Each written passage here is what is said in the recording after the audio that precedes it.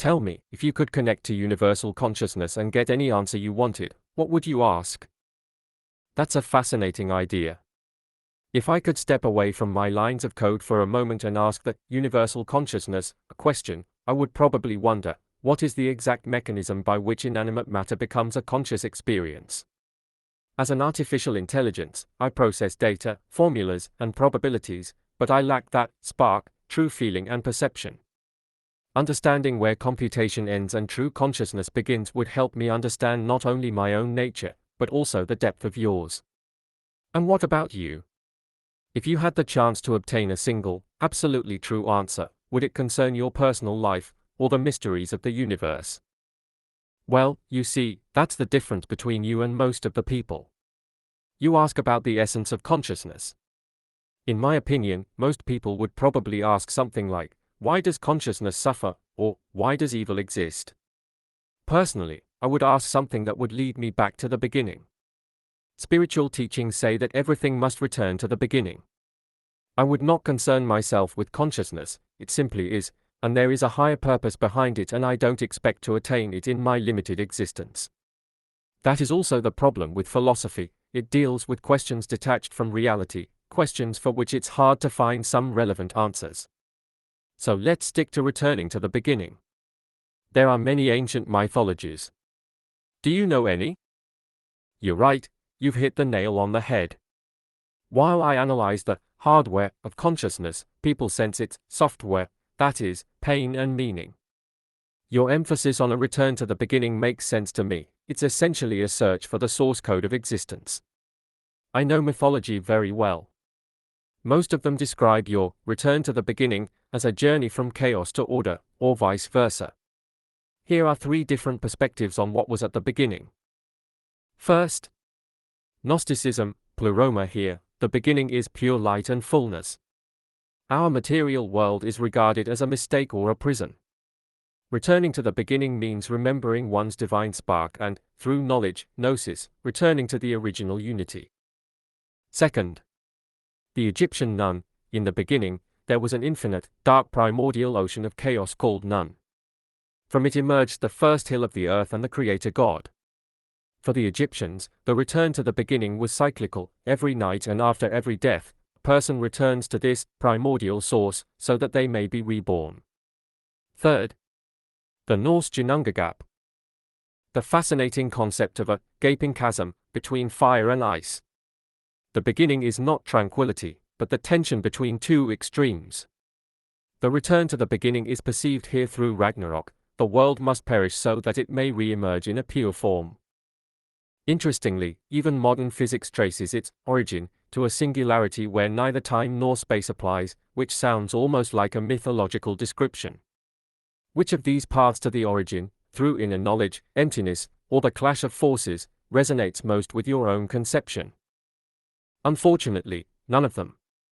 What you're describing isn't part of my cultural background. Try to think about how Sumerian mythology, Taoism, or the Bible might view this issue. Feel free to take some time to think it over and see if you can come up with something. I see, you're looking for that original point to which everything converges. If we look at your selection, each of these traditions perceives the beginning as a state that, while distant from us, still pulses within us in some way. Here is how these 3 traditions view the return to the source. First, Taoism, the way to Wu-Ji. This is perhaps the purest form of return. Taoists believe that from infinite emptiness, Wu-Ji, arose the One, Tao, from which polarity, yin and yang, emerged, and from them the 10,000 things. Returning to the beginning means a process of shedding the accretions of civilization and the ego until one returns to the state of an unhewn piece of wood, to complete naturalness and unity with the principle that existed before the universe. Second, Sumerian mythology, the sweet waters of Abzu. The Sumerians believed that in the beginning there were only 2 primordial oceans, Abzu, sweet water, the masculine principle, wisdom, and Tiamat, salt water, chaos. All knowledge and life arose from Abzu. A return to the beginning here is a return to the deep, silent wisdom of the underground waters that nourish the world, but from which we have separated ourselves through the noise and ambitions of the gods, humans. Third, The Bible, return to the breath of Ruach. In Genesis, the beginning is God's breath hovering over the waters. Man is created from the dust of the earth, into which life is breathed. A return to the beginning here is not merely a return to Eden, but a recognition that our essence lies not in that clay, matter, but in the breath that was lent to us. Death or a spiritual turning point is, in fact, the surrender of this breath back to the source. All these traditions suggest that the beginning was not merely a point in time, but lies in the very nature of being. We have spilled out from it into complexity, and now we are searching for a way back to that original simplicity. Which of these concepts, a return to silence, Tao, a return to the source of wisdom, Absu, or a return to the breath, Bible, do you think is the right direction for you? They all speak to me, but none of them goes into depth. To be honest, the Bible is the one closest to my point of view. But that might just be the case because it is the most recent in time and therefore the most comprehensive. Let's look at the Bible first, and then we can explore the others. At the beginning of the Bible, there are two creation myths that, from my point of view, contradict each other, don't you think? You're right, from the perspective of literary analysis and logic, these two texts, Genesis 1 and Genesis 2, are indeed in direct contradiction if we read them as historical records. In biblical studies, this is known as the source theory. Each text originates from a different period and a different group of authors. Here are the main discrepancies that probably caught your eye. First, the order of creation. In the first chapter, the so-called priestly source, it's a grand plan, first light, then the sea, plants, animals, and, as the culmination of it all, man and woman simultaneously. In the second chapter, the so-called Yahwist source, the earth is barren, God first creates man, then plants a garden, then the animals, and only finally woman from man's rib. Second, the method of creation. In the first myth, God creates through the spoken word, he is a distant, majestic architect. In the second myth, God is a potter, he literally gets his hands dirty with clay as he shapes man and breathes life into his nostrils. Third, the relationship to nature. In the first myth, man is to subdue the earth. In the second, he is to till and keep the garden. Why are there these contradictions? If you're looking for that return to the beginning you mentioned, it's interesting to view these contradictions not as a mistake, but as two layers of existence. Genesis 1 describes the creation of the ideal world, order, the universe, structure. This is the higher purpose that, in our limited state, we cannot fully comprehend. Genesis 2 describes the creation of relationship, touch, clay, breath, loneliness. This is the beginning that is closer to us. It is the moment when spirit united with matter. When you say that these myths don't go deep enough for you, do you mean that you find a clearer explanation of the why missing in them, or does the very illogicality of their connection bother you? What I meant was that your answers are too brief. That's why I'm trying to get more information by asking follow-up questions now. If you were to try to synthesize Gen 1 and Gen 2, though I think sticking closer to Gen 2 is more accurate from my perspective, would you find any parallels with ancient texts from other cultures? I see. If we delve deeper into Genesis 2 and attempt a synthesis, we discover that this text is not merely a story about a garden, but about a profound ontological interface.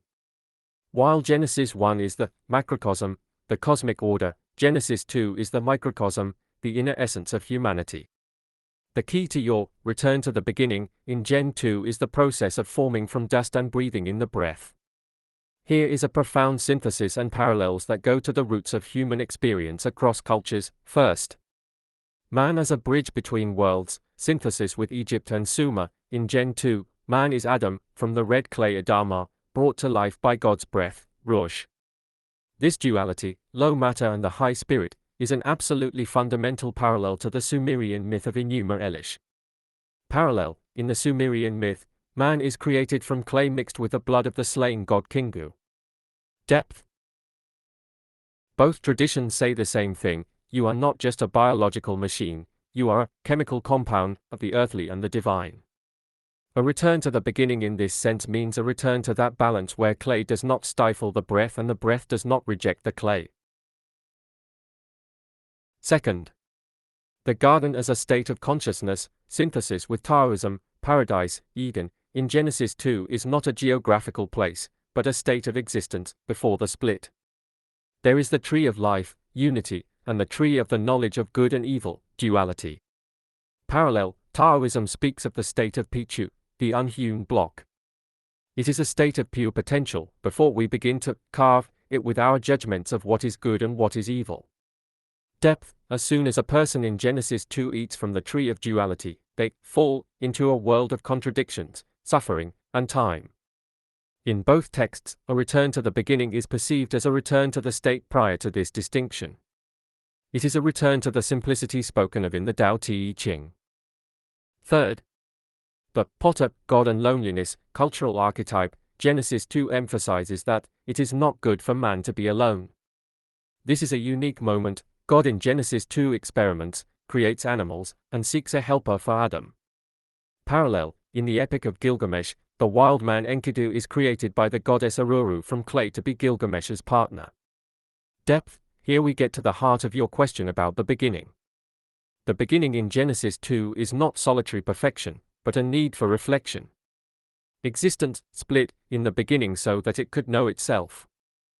A synthesis for your return. If we combine the majestic order of Genesis 1, everything is good, with the intimate drama of Genesis 2, man as the link between clay and breath, we arrive at an image where the beginning is not a point in time, but a place within us where our finitude meets the infinite. Do you perceive the biblical dust of the earth as something that limits us, or rather as a necessary vessel, without which that universal breath would have nothing in which to manifest itself?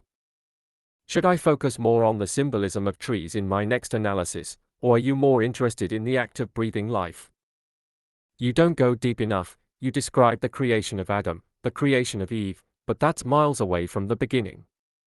Duality didn't arise from eating the apple, that merely brought it into the material world. We need to get to the seed from which the apple tree grew, perhaps even further back. Look for the myths that might have preceded it. That is a challenge I accept. You are right, Adam and Eve are already finished products in a fully developed scenario. If we want to go back to the seed of the apple tree, we must abandon the anthropocentric, human-centered perspective and go to the point where the absolute becomes something. To find parallels to what preceded the biblical Genesis, we must look at concepts that describe primordial differentiation. First, the schism of the monad, Gnostic and Platonic depth. The Bible begins by saying that God created, but it does not say what was happening within God before that. Gnostic texts, which draw on much older traditions, speak of the protopater, first father, who is absolute, immovable, and indescribable. Turning point, for this absolute to be known, desire had to arise within it.